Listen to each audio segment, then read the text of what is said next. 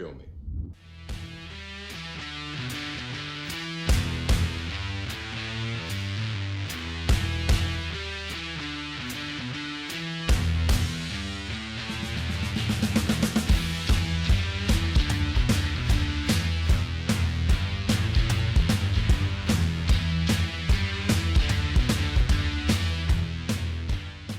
Hello everybody, Martial Arts Film Freak here, and I recently stumbled across something pretty fun over on the movie ratings juggernaut that is Rotten Tomatoes.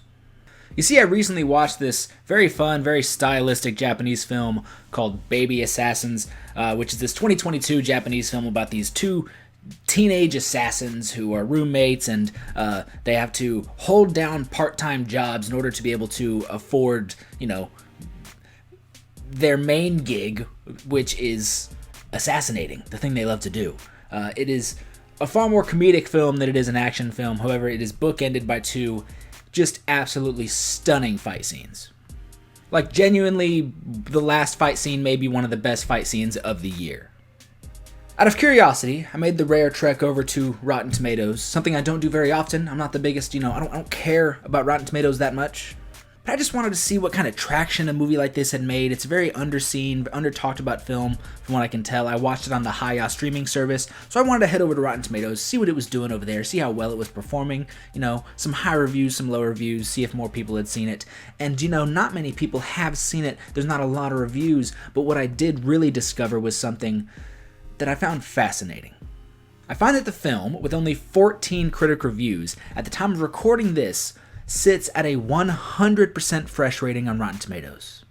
Now, a 100 doesn't mean a movie is perfect. A 100 means that every single person who has reviewed it gave it a positive score. Those positive scores can be anything from like a 3 out of 5 to a 4 out of 5, 5 out of 5.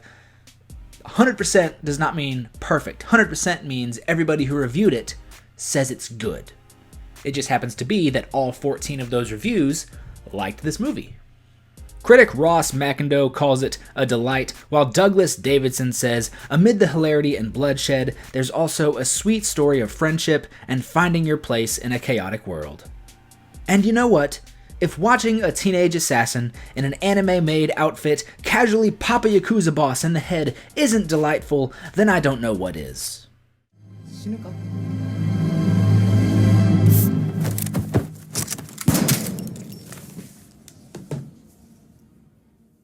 So this got me wondering about what other martial arts movies out there in the world could also have this sometimes mythical 100% Rotten Tomatoes score. Baby Assassins gave me one clue.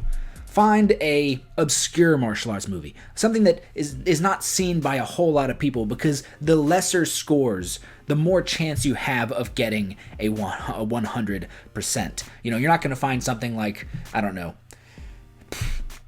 Drunken Master is probably not going to have a 100, because everybody knows it, everybody's seen it. It's going to have hundreds of reviews. More reviews means more chances of a negative score. So I knew I needed to think of these lesser known martial arts movies, which honestly just made this whole journey a lot more frustrating. It's really narrowing down your search, and this was hard. It also doesn't help that Rotten Tomatoes, even though it is this institution of movie criticism these days, that website is just a mess. If you're looking for something from Hong Kong, it's like some random Shaw Brothers, or like some random, I don't even know, like an indie kung fu film, like probably Shaolin versus Lama. I didn't even look for it, but chances are it's not even on the website. Probably because they don't have any stored reviews for it by any major, critics. This was rough.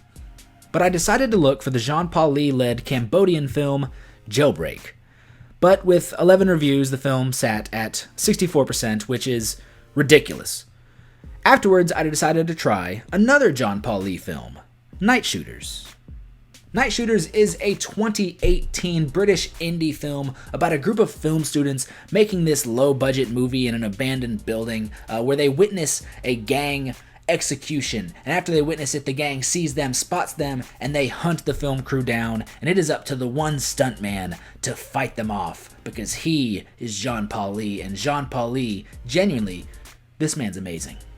What results is an easy hour and 40 minutes of weird British humor and a handful of epic and extremely gory fight scenes.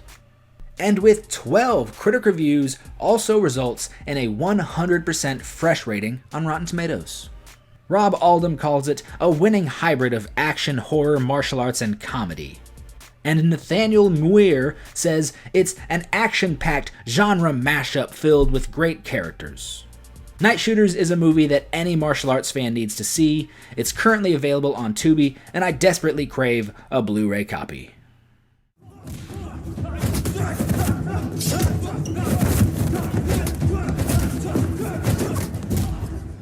By this point, I am just fully invested in finding more perfect score martial arts movies, and while I know I need to look up, the lesser known ones to find what I'm actually looking for, I can't help, out of pure curiosity, to find if there's, a more mainstream one and how those are doing.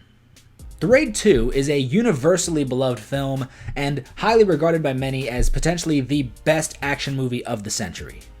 But with 174 reviews, currently sits at an 82%.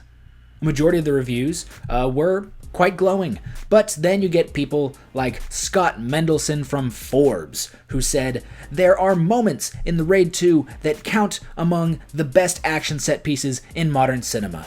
I just desperately wish they were in service of a better movie."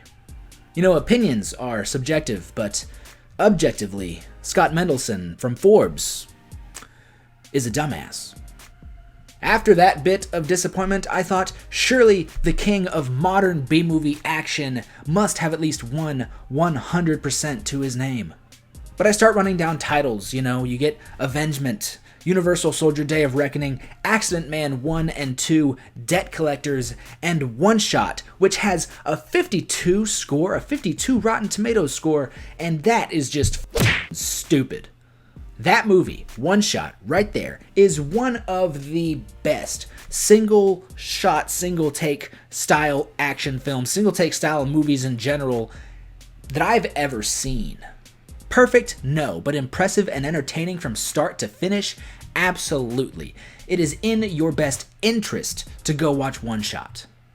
That score right there for One Shot is Scott Mendelson levels of stupid.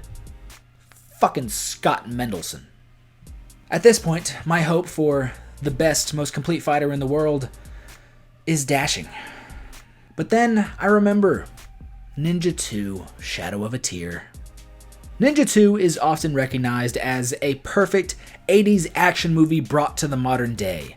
Isaac Florentine and Scott Adkins is one of the best actor-director combinations that consistently produces top-tier films, and Ninja 2 may be the best of their offerings. There is not a dull moment in the film, and every fight scene is so good that they could all possibly be the grand finale. It is absolutely my favorite Scott Adkins film, and with a mere 5 reviews, sits at a 100% fresh on Rotten Tomatoes. Brent McKnight praises its old-school aesthetic and calls it a modern B-movie classic. And Matt Singer says that it has everything that modern blockbusters lack: precision, grace, intimacy, stakes, and genuine, gritty excitement. Now, you see, Scott Mendelson, sometimes you just have to recognize the greatness of a film within its genre and not just be like, "Yeah, but that's as a full product, and in the wider world of cinema, this is not very good." Eat a dick, Scott Mendelson. Fucking Scott Mendelson. Ninja 2 is action martial arts B-movie brilliance at its finest and deserves every single one of those 5 positive reviews.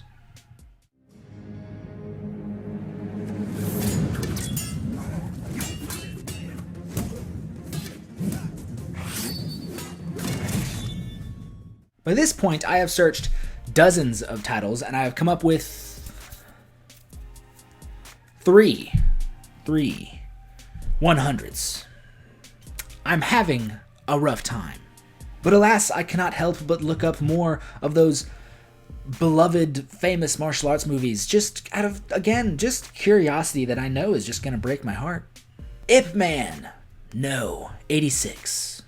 Scroll through positive review after positive review and see a review that says, if you're looking for great action scenes, you've found them. But if you desire more than eye candy, such as character and plot development and historical accuracy, you'll have to look elsewhere.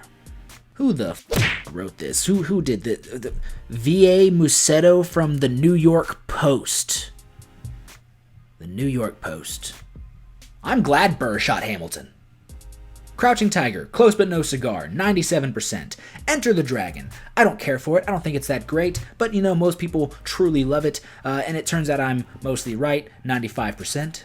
Back to Donnie Yen, Ip Man 2, Hero, Iron Monkey, SPL, Wuxia. Oh my god.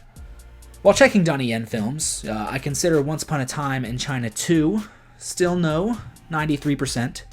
But of course, Wong Fei-hung, Jet Li, the man himself.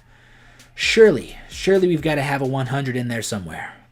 Fearless, no. Warlords, no. Tai Chi Master, no. Kiss of the Dragon, that's bullshit. That's insanity. But then, thank God of Wushu, I see it. Fist of Legend is the 1994 remake of the Bruce Lee film Fist of Fury. Jet Li plays Chen Zhen, fighting the Japanese to avenge the murder of his master. It's that same story already told by Bruce Lee, but done better in every single way. Jet Li begins his evolution from traditional to modern martial arts with some of the best fight scenes of the 90s.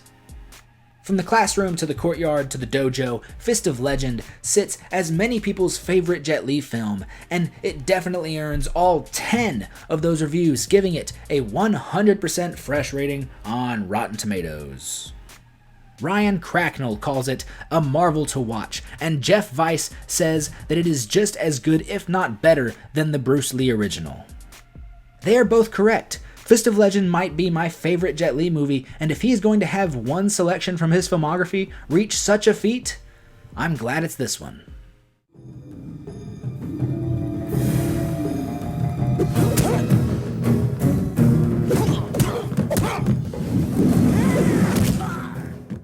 Four is a very nice, even number. It's one many people could be proud of. A 4 out of 5 is good.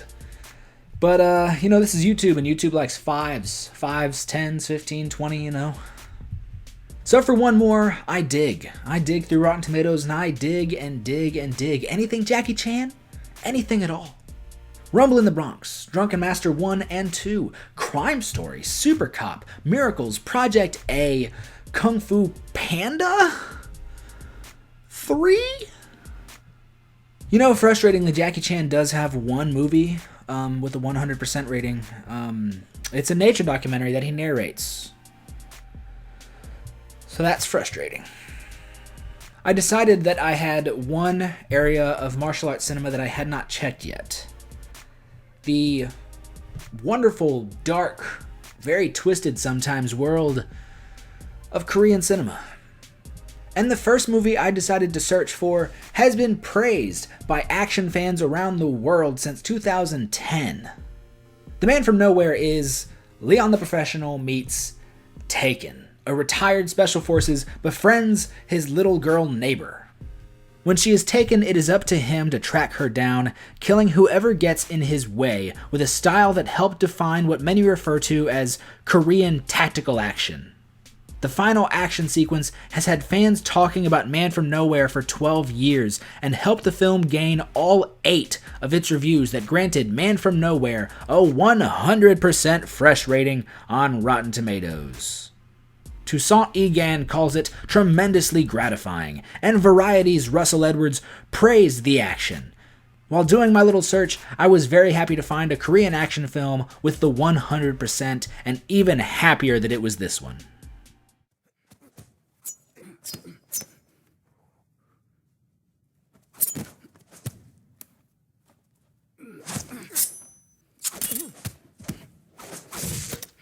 So, with that, I decided to just conclude my long, arduous just depressing search. You know, there's so many martial arts movies that we as fans just look at and praise and think are absolutely incredible, and then you just find, you know, something sitting at like an 80%, and you're like, you know, 80's good, but what did somebody say to make to you know, bring that score down? And you read bad reviews and you're like, why are you so angry all the time? But I was happy to find these 5. Truthfully, I found more than 5. I probably found like 6 or 7, and I decided these were the 5 that people would, you know, mostly be happy to see sit at that 100%.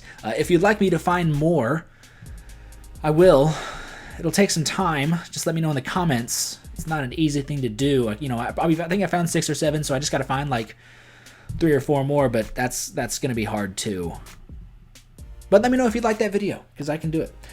You know, thank you so much for watching. Don't forget to like, share, and subscribe. Comment down below which of these movies that has a 100% is your favorite. Have you seen Baby Assassins? Because you should. It's a very fun movie. Like I said, much more comedy. Only has those 2 fight scenes at the beginning and the end, but a very enjoyable film overall. I highly recommend it. It's on Hiya. You should go watch it. But what movie, tell me in the comments, what movie do you believe should have a 100% rating? Because trust me, there's some absolute bullshit out there. That Kiss of the Dragon one, that's fucking dumb. Perfect, no. 100%, sure, no. But that score there, Jesus, just why are people so upset?